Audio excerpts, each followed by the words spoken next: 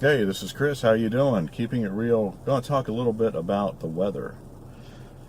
As I sit here this morning at 10:11 a.m. on Saturday, October what is today? Is this the 7th? No, yesterday was the 7th. The 8th. Yeah, yesterday was kind of a lost day because I wasn't feeling all that great, and so you know how it is when you're sick. You kind of lose that day, even if you're not bedridden.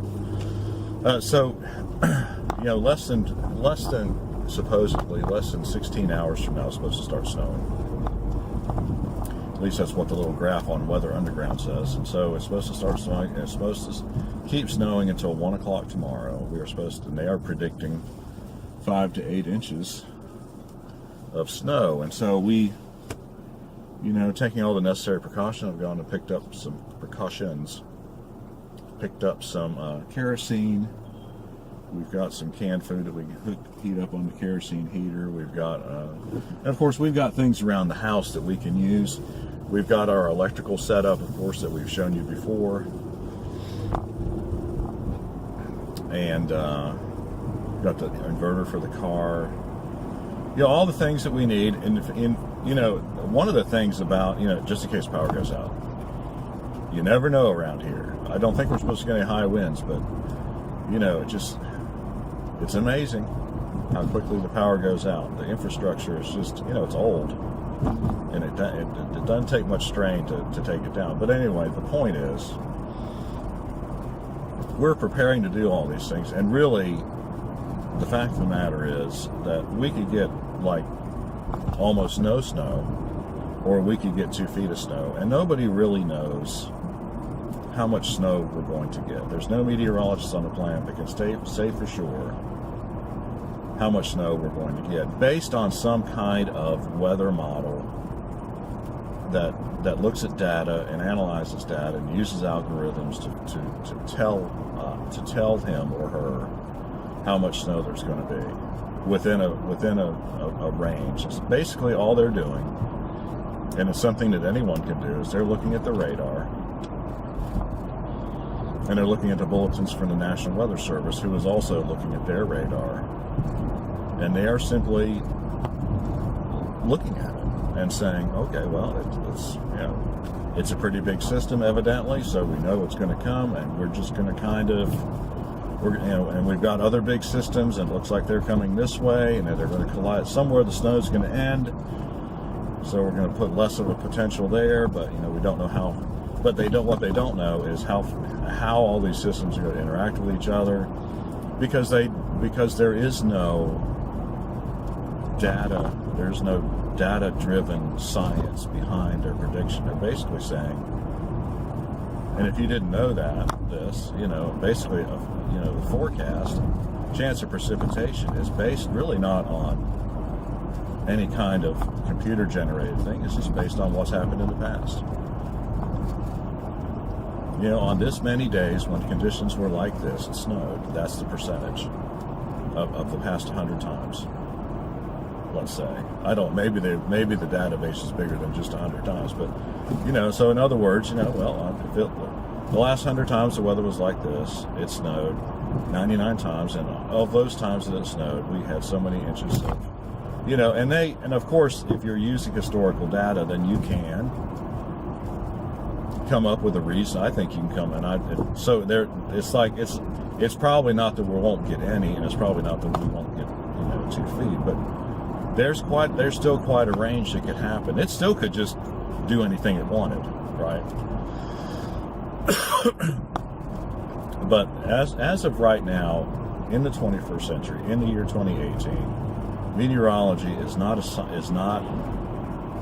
a predictive science. It is a science because it's based on observation, and they're doing their best they can with what they got.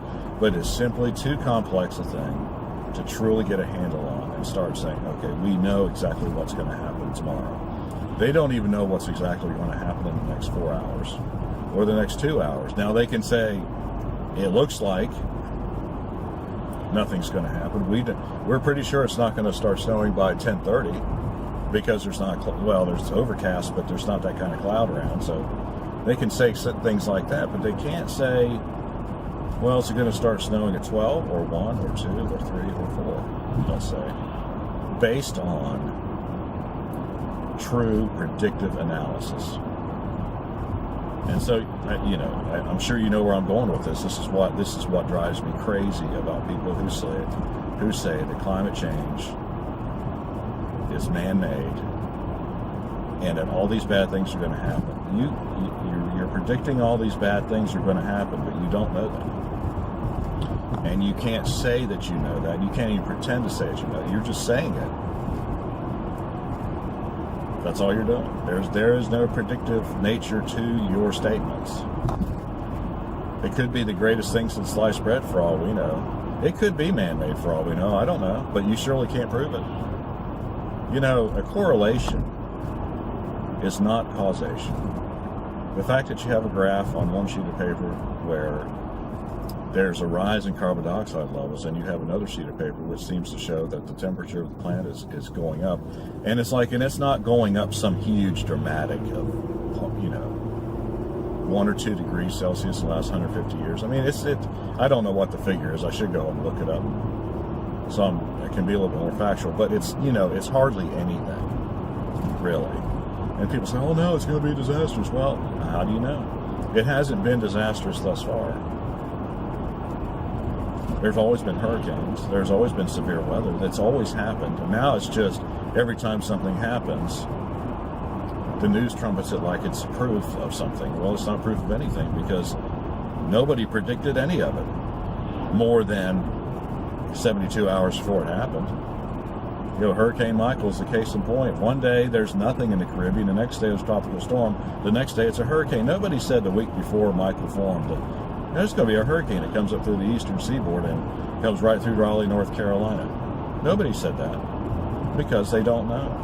Because the science is not there yet. It's not predictive enough. Meteorology is in its infancy. As complex,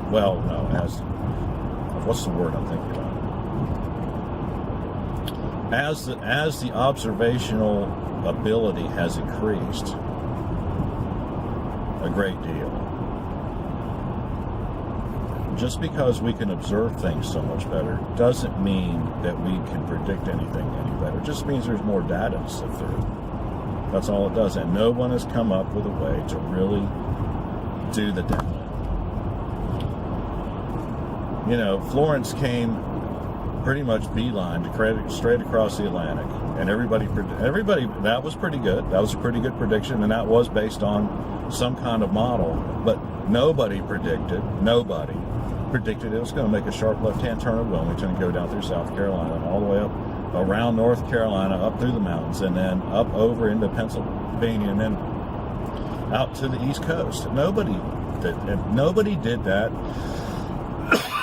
more than 72 hours. So it's like you don't have a predictive capability there, and that's what the problem is. So that's why I err on the side of caution.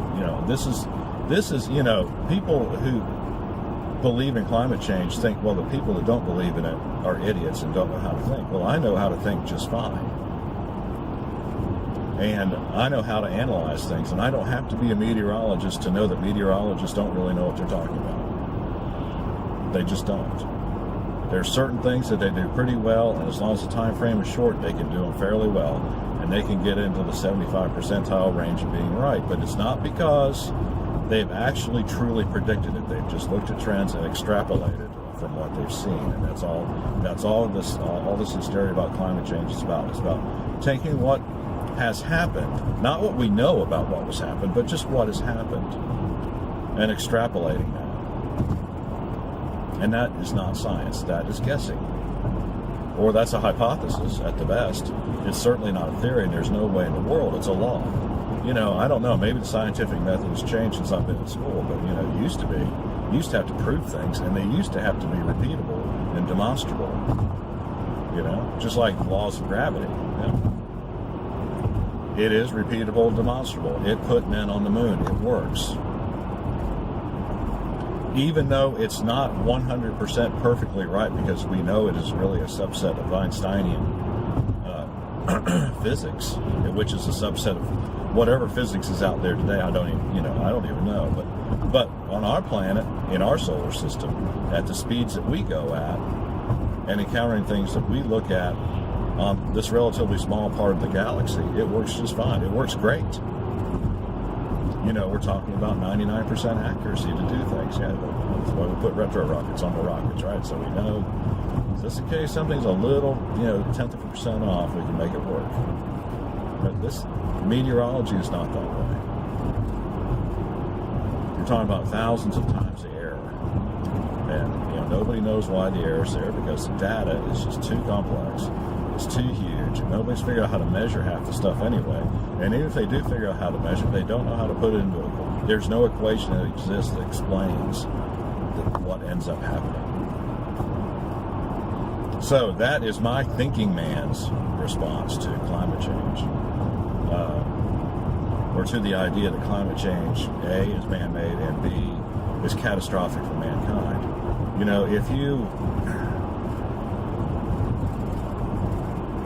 If you believe in evolution, and I'm not saying that I do, I believe in creation, so be that as it may, but if you do believe in evolution, then you have to admit that every last bit of carbon that's now been sequestered under the ground in the form of oil and gas was once in the atmosphere. You have to understand that, and guess what? The planet did not implode. Life went on, nobody died, until it got cold. Then people started dying. Yeah, it's like, that was bad.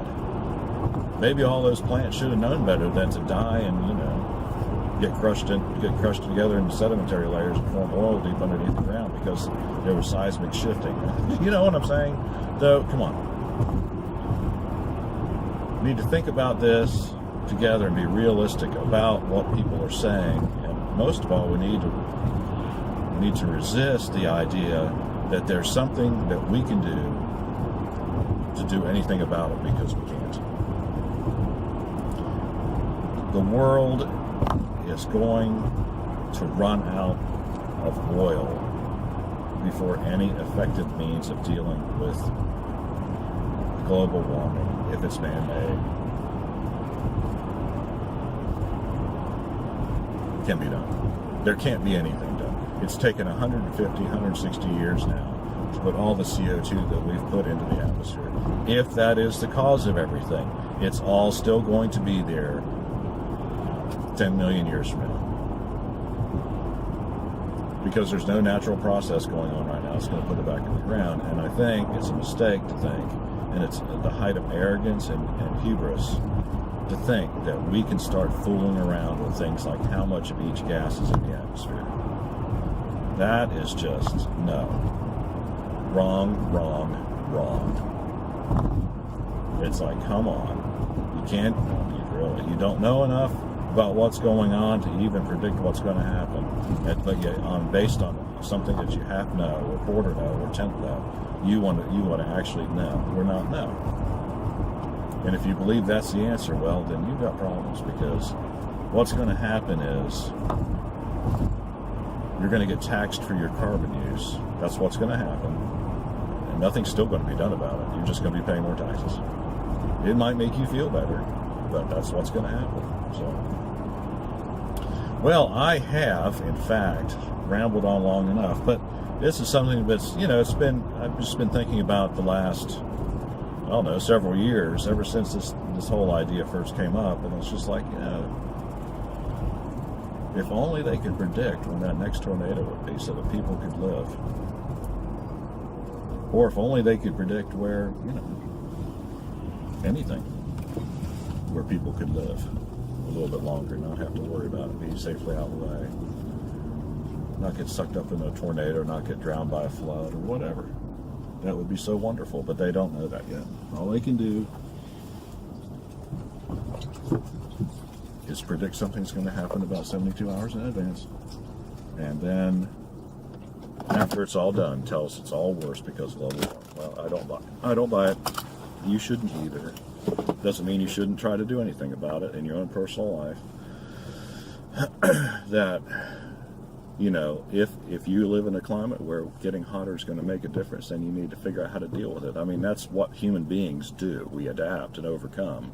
That's why we're the most successful species on the planet. That's why things like temperature change don't wipe us out, right? Unlike other animals. I guess the dinosaurs weren't so smart after all. Couldn't have been, right? Or they would have figured out to go south. All right, got any questions or comments? Leave them in the section below. Like and subscribe. We appreciate it when you do. See you on the next video.